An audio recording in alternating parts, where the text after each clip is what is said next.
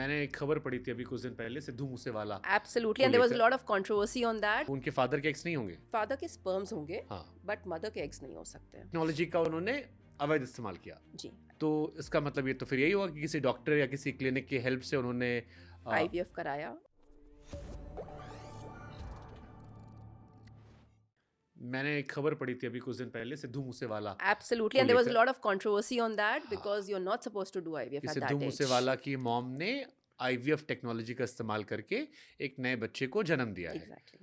तो इसका मतलब ये तो फिर यही हुआ कि किसी डॉक्टर या किसी क्लिनिक की हेल्प से उन्होंने IVF कराया और डेफिनेटली एग्स भी बाहर से लिए होंगे बिकॉज एट दिस एज तो उनके एग्स नहीं बन रहे होंगे. एंड तो उनके फादर के एक्स नहीं होंगे? फादर के स्पर्म्स होंगे हाँ। बट मदर के एग्स नहीं हो सकते.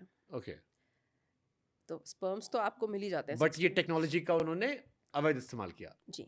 ART बैंक के अकॉर्डिंग आप नहीं कर सकते हो आफ्टर 50 years. बट क्योंकि इमोशनल मूवमेंट था तो लोगों ने उस पर Yeah. बहुत ज़्यादा चर्चाएं नहीं की। एग्जैक्टली.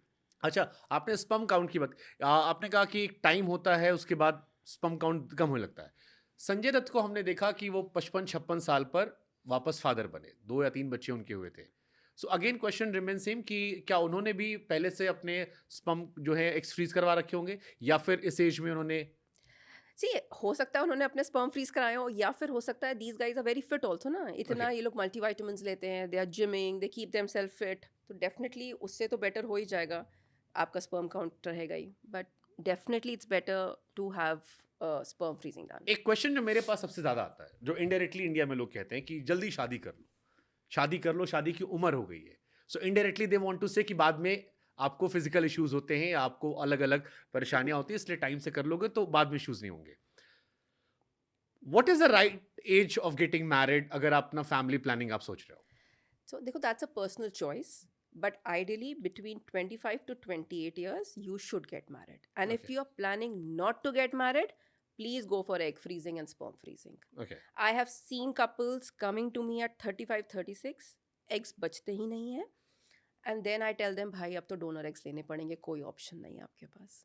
So अगर नई शादी करनी है भाई egg freezing egg sperm freezing करा लो, Okay. वरना शादी कर लो, बेटर है. ओके, एग फ्रीजिंग और स्पर्म फ्रीजिंग का प्रोसेस क्या होता है, और इसमें कितना लाइक इस पे खर्चा आता है? क्योंकि इंडिया में तो पहला दिमाग खर्चे पे जाता है, उसके बाद सबसे पहले बाकी बातें So- होती है। तो जो 28 साल से लेकर 32, 34, 35 साल के लड़के सुन रहे होंगे मुझे, उनको आप क्या एडवाइस, या लड़कियां सुन रही होंगी मुझे, कि कितना खर्च आता है एग फ्रीजिंग स्पर्म फ्रीजिंग पे? तो स्पर्म फ्रीजिंग तो लड़कों को क्या दिक्कत है, वो आते हैं मैस्टरबेशन करके स्पर्म्स देते हैं और हम फ्रीज कर लेते हैं. It's just 5,000 rupees. Okay, egg freezing में क्योंकि हमें 10 डेज के इंजेक्शंस लगाने पड़ते हैं, एग्स हम फिर रिट्रीव करते हैं और फिर उनको फ्रीज करते हैं, तो उसका भी लगभग 1.5 लाख तक का खर्चा पड़ता है.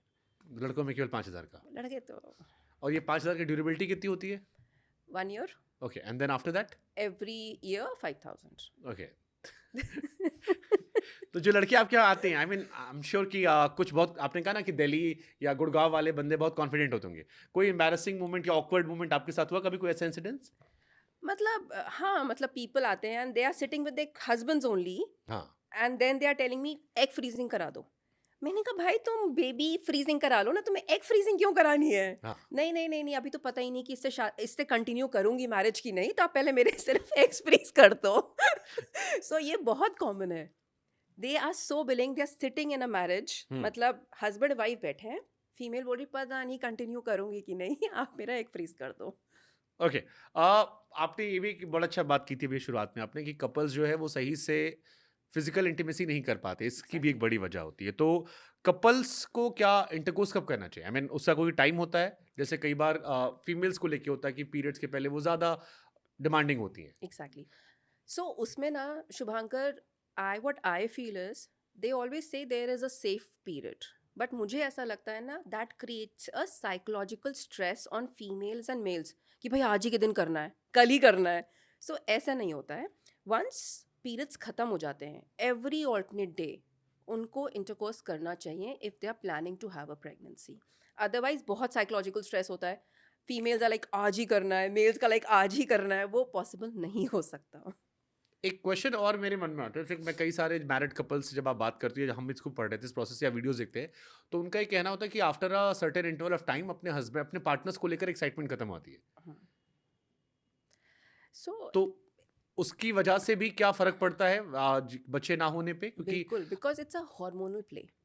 आप जितना जिस इंसान के साथ रह रहे हो, अगर आपका उसके साथ कॉर्डियल रिलेशनशिप नहीं है, तो डेफ़िनेटली आपके वो हार्मोन्स रिलीज़ ही नहीं होंगे, जो आपकी बॉडी में ईस्ट्रोजन या कोई हार्मोन रिलीज़ करें, जो सेक्सुअल डिज़ायर अराउज़ करें। So if you will not have a proper sexual thing, obviously आपको हार्मोन्स लिबरेट नहीं होंगे, so you can not conceive. तो